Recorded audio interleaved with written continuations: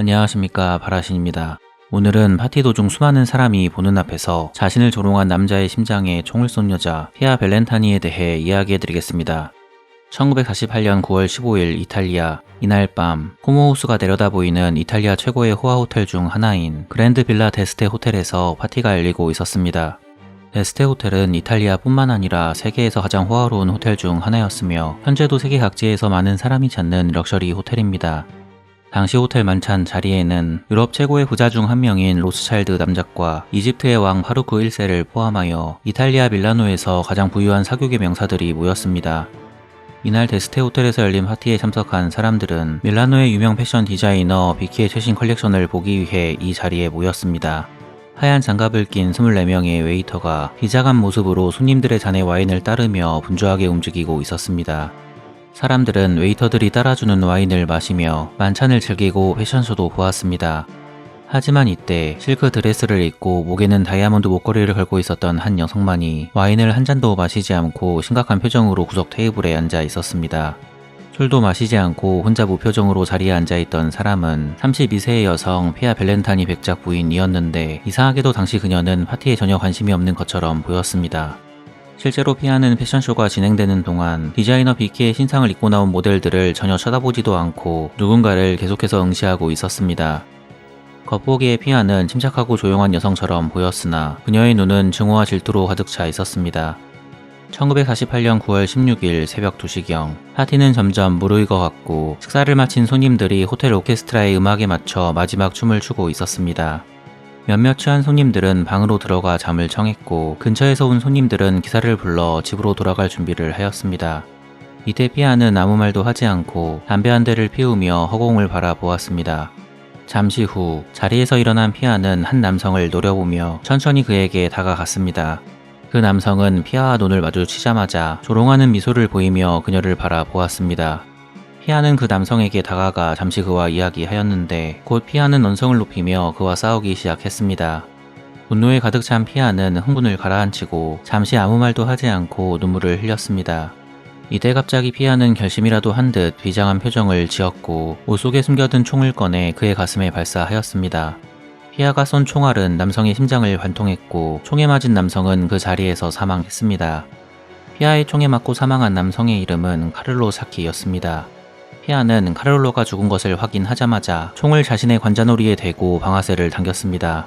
하지만 이상하게도 총이 고장이라도 났는지 방아쇠는 당겨지지 않았고 당황한 그녀는 죽고 싶다고 말하며 비명을 질렀습니다.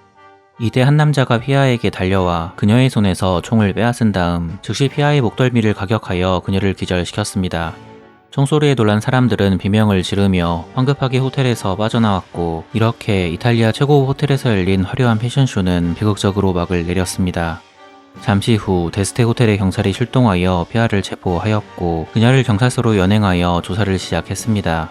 조사 결과 피아의 총에 맞고 사망한 카를로 사키라는 남성은 당시 이탈리아 최악의 사기꾼이자 카사노바로 유명한 남성이었습니다. 피아는 얼마 전까지 사망한 카를로와 내연관계를 맺고 있었던 백작 부인이었습니다.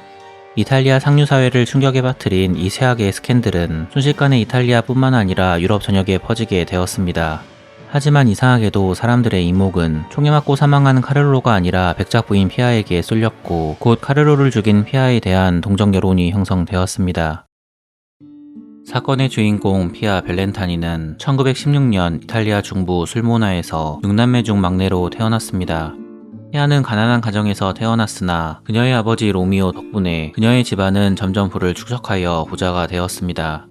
대장장이 출신이었던 피아의 아버지 로미오는 부자가 되어 신분 상승을 하기 위해 과감하게 대장장이 일을 그만두고 뛰어난 사업 소환으로 건설업에 뛰어들어 큰돈을 벌었습니다.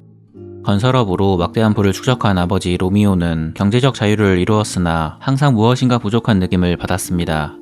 아버지 로미오는 물질적인 부분뿐만 아니라 사회적인 명성도 얻길 원했고 이탈리아 상류사회에서 인정받는 명예로운 사람이 되길 희망했습니다. 하지만 대장장이 출신이었던 과거가 아버지 로미오의 출세를 가로막았기 때문에 결국 그는 이것을 극복하고자 딸 피아를 이용하기로 마음먹었습니다. 귀족 계급에 집착했던 아버지 로미오는 자신의 야망 때문에 딸을 꼭 귀족과 결혼시키기로 결심했습니다. 결국 아버지 로미오는 딸 피아에게 귀족의 생활 방식을 가르쳐 주고자 피아를 수녀원으로 보내어 평민이라면 쉽게 경험할 수 없는 최고의 교육을 받게 하였습니다. 피아는 수녀원에서 귀족들이 사용하는 예법뿐만 아니라 영어, 프랑스어, 독일어, 그리고 피아노와 같은 다양한 악기를 다루는 법까지 배웠습니다. 아버지 로미오 덕분에 피아는 품위 있고 똑똑하며 매우 교양 있는 여성으로 성장합니다. 하지만 자유로운 영혼이었던 피아는 대학에 입학하자마자 아버지의 반대에도 불구하고 가난한 젊은 변호사와 사랑에 빠졌습니다. 당시 피아는 아버지 로미오의 야심찬 계획을 전혀 몰랐기 때문에 변호사 남자친구와 결혼시켜 달라고 부모님을 계속해서 설득했습니다. 하지만 로미오는 화를 내며 넌 귀족과 결혼해야 한다고 소리를 질렀습니다. 아버지 로미오는 딸에게 이러려고 너한테 막대한 돈을 들여 귀족 여성이 받는 교육을 한 줄 아냐고 말하며 피아를 꾸짖었습니다. 드디어 아버지 로미오의 야망을 알게 된 피아는 결국 어쩔 수 없이 마지못해 아버지의 말대로 가난한 변호사와 헤어졌습니다. 하지만 안타깝게도 피아는 사랑하는 남자와 헤어진 충격에 하루하루 힘들게 보냈습니다. 이때 이별의 아픔으로 힘들어하는 딸의 모습을 본 피아의 어머니는 피아의 마음을 달래줄 겸 그녀를 이탈리아 북부의 휴양도시 코르티나 단페초로 데리고 갔습니다. 당시 코르티나 단페초는 이탈리아의 부유층과 권력자들이 가장 좋아하는 휴양지 중 하나였습니다. 이곳에서 피아는 어머니와 함께 휴가를 보내는 동안 우연히 육류 가공 공장을 소유한 귀족 지주인 40세의 남성 람베르토 벨렌타니 백작을 만나게 되었습니다. 람베르토 벨렌타니 백작은 파란 눈에 검은 머리를 가진 아름다운 피아를 보자마자 그녀에게 첫눈에 반하게 되었습니다. 당시 람베르토 백작이 본 피아의 모습은 어렸을 때 돌아가신 자신의 어머니와 놀라울 정도로 닮아 있었습니다. 그뿐만 아니라 람베르토 백작의 어머니도 생전 피아라는 이름으로 불렸습니다. 이러한 이유로 람베르토 백작은 피아가 자신의 운명의 여자라고 확신하고 그녀의 집 주소를 물어보려고 하였으나 아쉽게도 그는 당시 피아의 아름다움에 취해 그녀의 집 주소를 알아내지 못했습니다.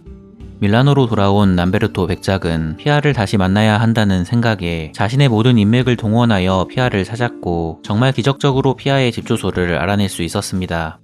집 주소를 알아낸 람베르토 백작은 즉시 피아의 집으로 찾아가 우리의 만남은 운명이라고 말하며 다짜고짜 그녀에게 프로포즈했습니다.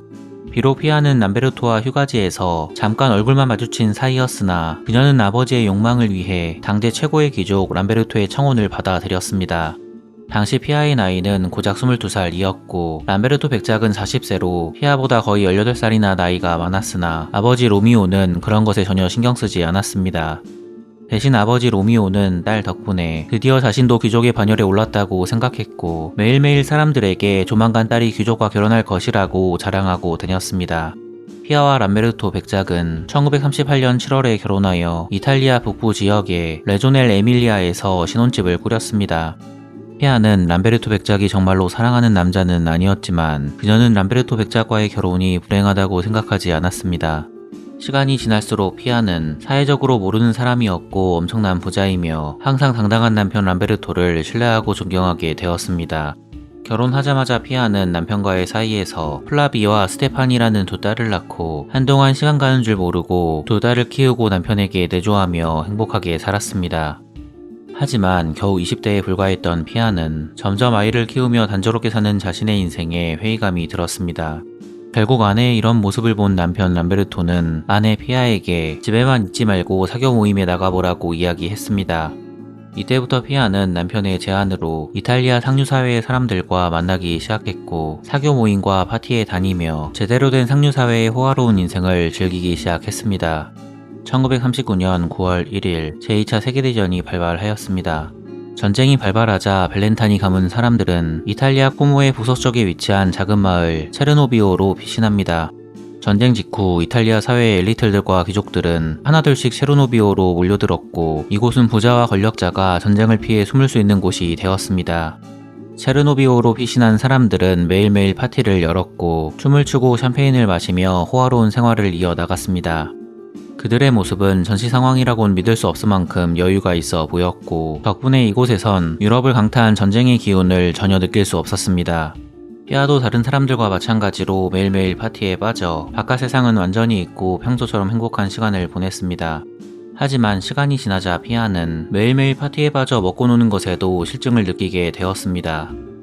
1943년 결국 피아는 이 모든 것이 자신이 너무 일찍 결혼한 것 때문이라고 생각하게 되었고 무엇인가 새로운 자극을 위해 위험한 일탈을 해보기로 결심합니다. 얼마 후 피아는 그녀의 친구 에이다의 동생인 카를로 샤키라는 남성을 소개받았습니다. 당시 35살의 남성 카를로는 작은 섬유회사를 소유하고 있었고 독일 무용수였던 릴리안이라는 여성과 결혼하여 2명의 어린 딸을 둔 유부남이었습니다. 카를로는 재미있고 대담하고 매력적인 남자였으나 그는 당시 이탈리아 최악의 사기꾼이자 카사노바로 유명한 남성이었습니다.